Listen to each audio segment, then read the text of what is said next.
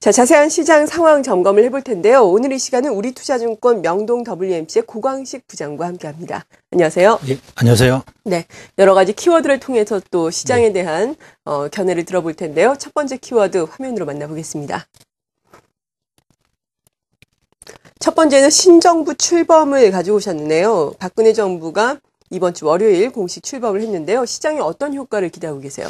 일단 그동안 우리 코스피 시장을 전체적으로 놓고 본다면 새로운 정부가 출범할 때마다 비교적 큰 폭의 상승률을 보였습니다. 따라서 이번 그 출범한 박근혜 정부에 대해서도 일정 부분 좀 기대를 갖는 것이 또 사실이고요. 과거 좀 사례를 보면서 좀 구체적으로 좀 말씀을 드리도록 하겠습니다. 코스피 지수는 그 역대 대통령이 첫 해 취임하는 채 가장 많은 상승률을 보였는데요.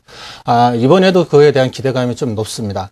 과거 1998년도 그 김대중 대통령 취임식 때는 IT라든가 벤처기업 육성 정책에 힘입어서 1년 차에는 49.5% 급등을 했었고요.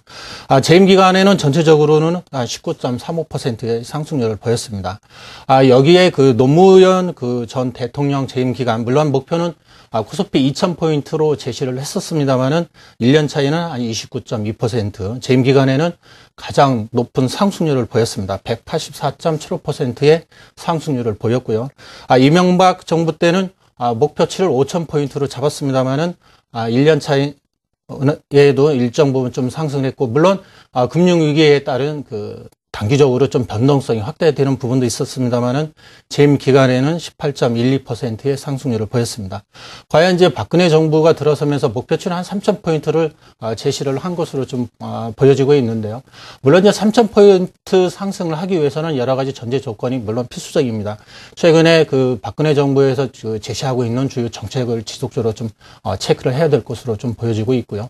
물론 이제 3,000포인트로 가기 위해서는 정부의 조직이라든가 예산도 좀 집행이 돼야 될 것 같습니다. 전체적으로 좀 파악이 좀 필수적이다, 이렇게 말씀을 드리고 싶고요.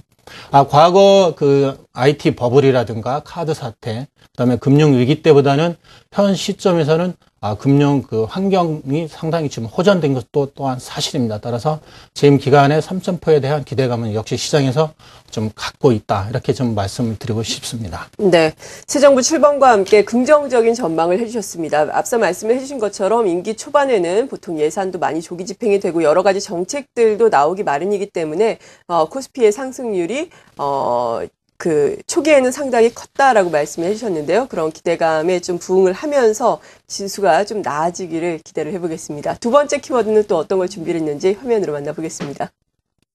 정책 수혜주입니다. 신정부의 일자리 중심 창조 경제 등 다양한 정책 설정에 따라서 관련주들에 대한 기대감도 형성되고 있는데요. 네. 이 관련주들은 또 어떤 것들인지 구체적으로 준비를 하셨다고요? 좀 수혜를 볼 수 있는 업종도 있고, 네. 오히려 좀 피해를 볼 수 있는 업종도 좀 구분이 되는 것 같습니다. 좀 구체적으로 좀 살펴보도록 하겠는데요. 과거 노태우 대통령 시절에는 그 주택 건설 200만 호 이 주요 이제 정책이 집행이 되면서 건설주들이 급등하는 그런 모습도 있었고, 오히려 그 김대중 정부 때는 그 IT 육성 정책으로 인해서 IT가 호황을 누렸던 시기도 있습니다. 따라서 전체적으로는 일단 그 새로운 정부에서 내세우는 정책에 좀 예의주시해서 좀 면밀한 그런 좀 검토가 필요할 것 같은데요. 일단 그 새로운 정부에서 추구하는 그 키워드는 몇 가지 좀 분류를 해볼 수 있겠습니다. 제일 중요하게 좀 생각되는 부분이 그 상생 정책인데, 이는 기존의 대기업들이 유지하고 있는 부분에서는 일정 부분 좀 인정을 해주면서도 중소기업을 집중적으로 좀 육성하는 그런 정책이라고 말씀을 드릴 수 있을 것 같습니다. 여기에 복지적인 정책에서는 취약계층 살리기 위한 중상층 그 재건이라는 또 하나의 타이틀이 걸려 있고요. 그 다음에 스마트 컨버전스라고 좀 볼 수 있는데, 이는 관련 그 기업들, 관련 그 유사 업종의 어떤 융합적인 기술을 접목한, 따라서 우리나라가 향후 좀 먹거리를 창출할 수 있는 새로운 첨단 기술이 좀 내포되어 있는 것으로 보여집니다. 따라서 소프트웨어라든가 이런 부분은 상당히 좀 수혜를 볼 것으로 좀 보여지고 있는데, 앞서 말씀드린 대로 새로운 정부에서 이런 정책을 펴기 위해서는 전반적으로 공약이 실질적으로 집행이 돼야 될 것 같고, 여기에 따른 정부의 조직이라든가 예산이 뒤따라야 될 것으로 보여집니다. 수혜를 볼 수 있는 업종을 좀 몇 가지를 좀 함축해서 좀 살펴보도록 하겠는데요. 그동안 시장에서 좀 짓눌렸던 부동산이라든가 건설 부분은 일정 부분 좀 긍정적인 그런 좀 수혜를 볼 것으로도 좀 예상이 됩니다. 따라서 뭐 주택시장 활성화 정책이라든가 뭐 하우스푸어 대책, 전월세 안정화 대책이라든가 임대주택 강화, 뭐 여러 가지 지금 정책이 있습니다만은 뭐 취득세 감면은 원래는 1년 정도 이렇게 좀 예상을 했었는데 6개월 정도 좀 연장이 된 것 같습니다. 따라서 미치는 영향은 좀 제한될 것으로 좀 보여지고 있고요. 그 다음에 뭐 양도세 감면이라든가 주택연금 뭐 사전 가입 연령은 기존에 뭐 60에서 50세로 뭐 확대되는 부분도 있고요. 다만 이런 부분에 있어서는 단기적인 재원 확보 마련도 좀 일부 문제가 될 수도 있을 것 같습니다. 여기에 임대차 주택 정책에서는 뭐 220만 가구 좀 활성화 대책도 있는데 이는 뭐 기존의 철도 부지의 아파트라든가 기숙사 정도를 뭐 신축하는 그런 대책도 좀 포함이 되는 것 같습니다. 전체적으로는 부동산하고 건설에서는 일정 부분 좀 수혜가 예상이 되고 있고요. 그 다음에 이제 유틸리티라든가 원전 쪽도 좀 일부 좀 수혜를 볼 것으로 예상이 됩니다. 유틸리티 쪽에서는 뭐 전기 요금에 대해서는 현실화 문제가 좀 가속화되면서 오히려 환율이라든가 이런 부분, 유가 상승에 대해서 일정 부분 큰 변동이 없다면, 한 1%의 상승률이라면, 요금을 인상하게 된다면, 한전 쪽에서는 연간 영업이익이 한 5천억 정도 이렇게 증가가 좀 예상이 되고 있습니다. 여기에 뭐 원전과 관련해서는 지속적으로 정부에서도 기술 지원이라든가 안전화를 더 이제 강화하는 쪽에서도 진행이 되겠지만, 오히려 중소 핵심적인 기술을 개발에 대해서도 지속적인 좀 정책적으로 지원이 될 것으로 예상이 됩니다. 다만 이제 부정적인 측면, 앞서 뭐 IT라든가 소프트웨어는 뭐 지속적으로 좀 수혜를 볼 것으로 예상이 되기 때문에 좀 관심이 좀 필요한 업종이라고 말씀을 드리고 싶고요. 오히려 좀 반대로 좀 피해를 볼 수 있는 업종은 대표적인 게 유통 산업이라고 볼 수 있겠습니다. 최근에 유통은 뭐 대형마트의 뭐 신규 진출에 대해서 일부 제한을 한다든가 영업시간 제한도 좀 따를 것 같고요. 여기에 또 덧붙여서 좀 피해를 볼 수 있는 업종도 또 여러 가지가 있습니다. 금융 같은 경우는 일부는 수혜도 보고 일부는 좀 피해가 예상이 됩니다. 그래서 전체적으로 좀 파악을 해서 과연 향후 5년 임기 동안에 어떤 업종과 정책이 지속적으로 정책은 뭐 공약도 좀 포함이 되기 때문에 지속적으로 추진이 될 것으로 예상이 됩니다. 네. 이렇게 산업별로, 업종별로 또 희비가 엇갈릴 수 있겠다라고 정책과 관련해서 말씀을 해주셨는데요. 정책과 관련한 기대감으로 인해서 일부 종목들 오름세를 보이고 있지만 확실하게 오르지 못하는 것이 또 최근 시장 상황 때문이 아닌가 싶습니다. 이런 상황에서 어떤 전략이 필요한지 마지막 키워드를 통해서 또 알아보겠습니다.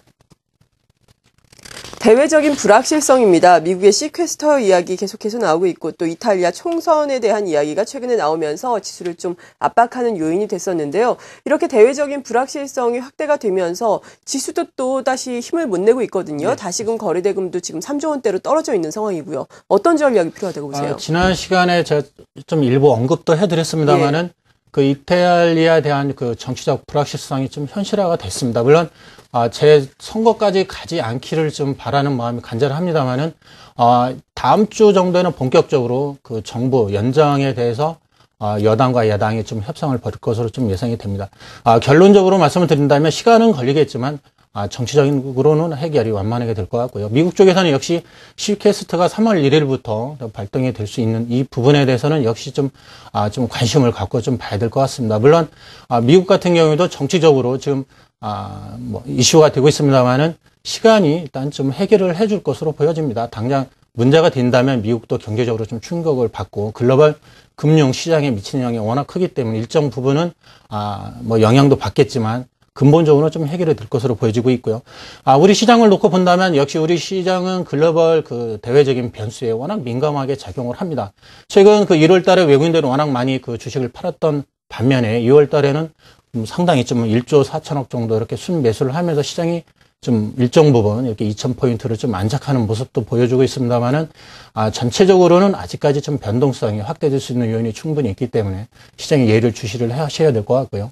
지표가 지금 잠시 나올 수 있겠습니다만은 선진국 내에서 국내 12개월 PR을 좀 추정을 해본다면 역시 최근 월요일 날이었습니다만은 정고점, PR 정고점 8.76배를 돌파하는 데 일단 실패를 했습니다. 이 부분은 역시 고점권에 포함되어 있는 부분에서 차익 매물이 나온다든가 특히 펀드 쪽의 환매가 지속되면서 좀 시장에 좀 오히려 좀 악재로 작용하는 부분도 있었습니다. 따라서 이 부분을 PR 8,800 정도를 강하게 돌파를 해준다면 그때 오히려 좀 매수의 기회로 좀 삼으셔야 될 것 같고, 다만 이제 긍정적인 측면은 지난 4, 4분기 그 실적에 대한 부분이 워낙 좀 안 좋았기 때문에 1월 달에 좀 우리 시장도 영향을 받았고요. 여기에 외국인들의 순매도 또 가파르게 진행된 원화 강세 부분, 여러 가지 악재 요건으로 인해서 우리 그 국내 증시가 비교적 좀 부진한 그런 수익률을 보였습니다. 그렇지만은 대외적인 불확실성이 존재하는 와중에도 올해 그 1분기라든가 연간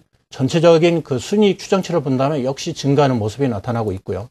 이런 추세는 역시 1분기의 영업이익 수익률이 최근에 개선이 되고 있다는 부분은 지표상에서 좀 확실하게 나타나고 있는 것 같습니다. 그렇다면 투자자분들께서는 너무 염려스럽고 공포스럽게 시장에서 대응하시는 것보다는 좋은 우량한 종목, 업종에 대해서 또 앞서 말씀드린 대로 수혜를 볼 수 있는 업종과 좀 겹치는 그런 종목과 업종에 대해서는 오히려 좀 긍정적인 시각에서 좀 바라봐야 되지 않을까, 또 이렇게 생각을 하고 싶습니다. 네, 간략하게 구체적으로 어떤 업종이나 종목을 주시겠어요? 앞서 언급을 해드렸습니다만 역시 IT 쪽이 좀 수혜를 볼 것 같고요. 여기에 일부 건설 쪽도 좀 수혜를 볼 것 같습니다. 최근에 건설 업종도 지표상으로 좀 개선이 되고 있고, OECD 같은 경우에 전체적인 그 선행지수도 개선되는 부분도 나타납니다. 물론 중국 쪽에 엊그저께였습니다만은 PMI 지수가 예상치보다 좀 하회되는 그런 모습도 나타났습니다. 50.04면 시장 예상치보다 좀 떨어지는 모습도 있었지만은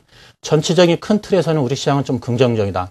그리고 일부 최근에 오늘 같은 경우는 자동차주들이 좀 강세를 보여주고 있는데, 이 부분은 역시 엔저가 일부 좀 이제 주춤하면서 진정이 되면서 우리 시장에 좀 바로 영향을 주고 있고요. 그래서 IT라든가 자동차 이런 부분은 지속적으로 좀 봐야 될 것 같습니다.